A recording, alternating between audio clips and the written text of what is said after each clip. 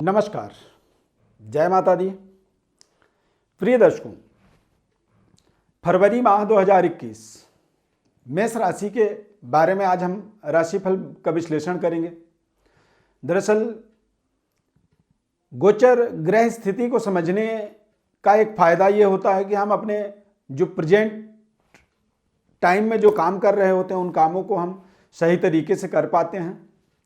हमें कितना रिस्क लेना चाहिए और क्या क्या हमें अपने जीवन में व्यवस्थाओं को बनाने के लिए करना चाहिए, इन चीज़ों की यथावत एक विश्लेषण हमें प्राप्त हो जाता है। उस विश्लेषण के माध्यम से ही हम अपने जीवन की व्यवस्थाओं को सुदृढ़ बना पाते हैं।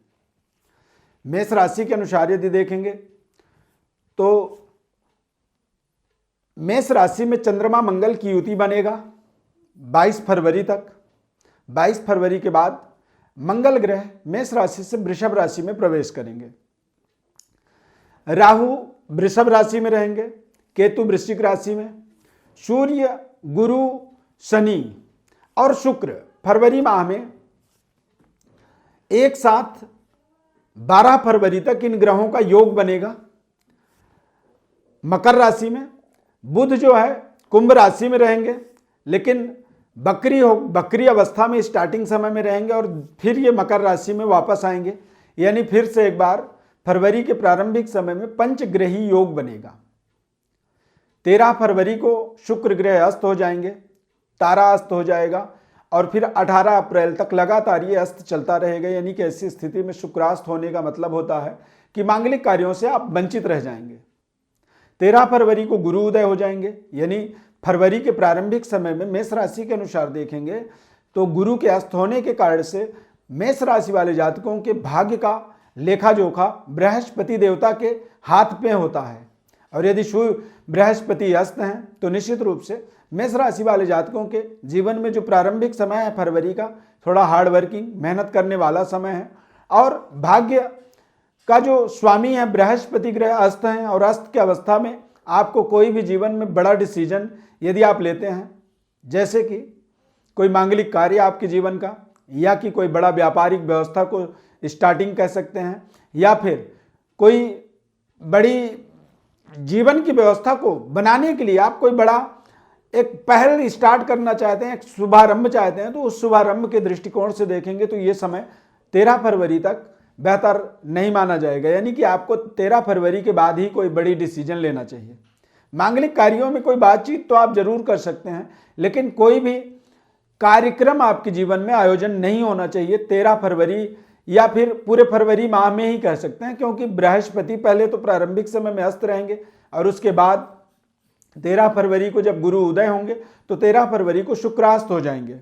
यानी कि कुएं से निकल के खाई में गिरने वाली बात हो जाएगी। यानी कि आप किसी तरह की कोई रिस्क लेने की बुद्धि भी लगा रहे हैं तो वो आपके लिए हानिकारक रहेगा। अब गोचर ग्रह के अनुसार देखेंगे राशिफल की व्यवस्था को, तो निश्चित रूप से पंचम भाव में यानी कि दशम भाव में मकर राशि में पंचग्रही योग भी प्रारंभिक समय में रहने वाला है।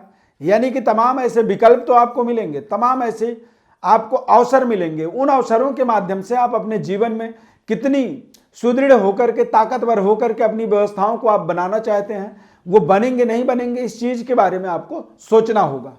जब आप सोचेंगे तो आगे जैसे जैसे समय बदलेगा और बदलते हुए समय में आप उस एक्टिविटी को, उस उपलब्धि को अपने जीवन में बड़ा अवसर के रूप में बदल सकते हैं। राहु और केतु का द्वितीय अष्टम में प्रभाव रहने वाला है और ये प्रभाव कहीं ना कहीं आपके संघर्ष मेहनत को बढ़ा रहा है। अच्छे परिश्रम करना होगा, सकारात्मक सोच बनाना होगा और चंद्रमा मंगल की युति महालक्ष्मी योग का आपको लाभ लेने के लिए बेहद शानदार तरीके से स्थिर दिमाग से और सकारात्मक सोच के साथ में आपको आगे बढ़ना होगा।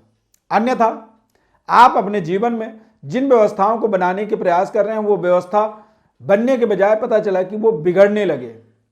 बुध आपके कुछ समय तक जो है लाभ में रहेंगे और लाभ के बाद फिर से मकर राशि में आएंगे। तो ये जो ग्रहों की राशि परिवर्तन, ग्रहों का व्यवस्था परिवर्तन आपके जीवन में मेष राशि वालों के लिए जो बन रहा है, ये बहुत ही सकारात्मक और पॉजिटिव सोच बना करके आगे बढ़ने की आवश्यकता और सिंसियरिटी से यानी कि बेहद होशियारी से, सावधानी पूर्वक आपको अपने जीवन के महत्वपूर्ण निर्णयों को करना चाहिए, बेहतर व्यवस्थाओं को बनाना चाहिए। और कई बार जब हम सकारात्मक सोच लेकर के, पॉजिटिव सोच लेकर के और अच्छे संकल्पों को सफल बनाने के लिए प्रयास करते हैं, तो ऐसे समय में कई बार हमारे जीवन में बेवजह बाधाओं का हमें सामना करना पड़ता है। और दैवी कृपा की प्राप्ति इस समय में आपको चाहिए, क्योंकि दैवी कृपा के माध्यम से ही आप अपनी पारिवारिक व्यवस्था, आर्थिक व्यवस्था, अपने भाग्य के उदय और अपने बेहतर परिणामों की प्राप्ति के लिए आपको दैवी उपासना करनी चाहिए।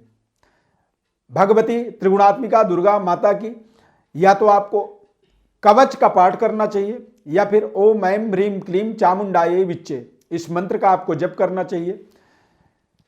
मेष राशि है आपका, शादी में निरंतर बाधाएं आ रही हैं, तो उन बाधाओं से निपटने के लिए आपको भगवती की आराधना से ही अपने जीवन में सफलता की प्राप्ति हो जाएगी। पूरे फरवरी माह में आपको नजर दोष जैसी समस्या से बचना होगा। नजर दोष के माध्यम से अचानक चलता हुआ काम या अचानक आपकी जो पराक्रम है वो कुंठित होता है, वो कमजोर पड़ता है और ऐसी स्थिति में कई बार हमें दिक्कतों का सामना करना पड़ता है। प्रिय दर्शकों, समयाभाव के कारण से कह सकते हैं, विस्तृत विश्लेषण के लिए आप हमारे व्हाट्सएप नंबर पर अपनी बड़ी डिटेल लिख करके भेज सकते हैं। आपको हम आपके मासिक राशिफल, वार्षिक राशिफल और पूरी संपूर्ण जन्म पत्रिका का विश्लेषण निःशुल्क रूप से हम आपको बताएंगे। हमारे चैनल को आप सब्सक्राइब जरूर करें, लाइक करें, बेल के बटन को क्लिक करें और हो सके तो हमारे इस कार्यक्रम को आप अपने दोस्तों, अपने जानकारों या फिर अपने कॉन्टैक्टस लिस्ट, जो आपके कॉन्टैक्ट में लोग जुड़े हुए हैं, ऐसे लोगों तक पहुंचाएं, जिससे लोगों को भी इस कार्यक्रम का बेहतर लाभ मिल सके और वो भी अपने जन्म पत्रिका का संपूर्ण विश्लेषण प्राप्त कर सके। हमारे इस खास कार्यक्रम को देखने के लिए बहुत बहुत धन्यवाद। माता रानी की अपार कृपा आपके जीवन में बनी रहे, ऐसी शुभकामना के साथ धन्यवाद। जय माता दी।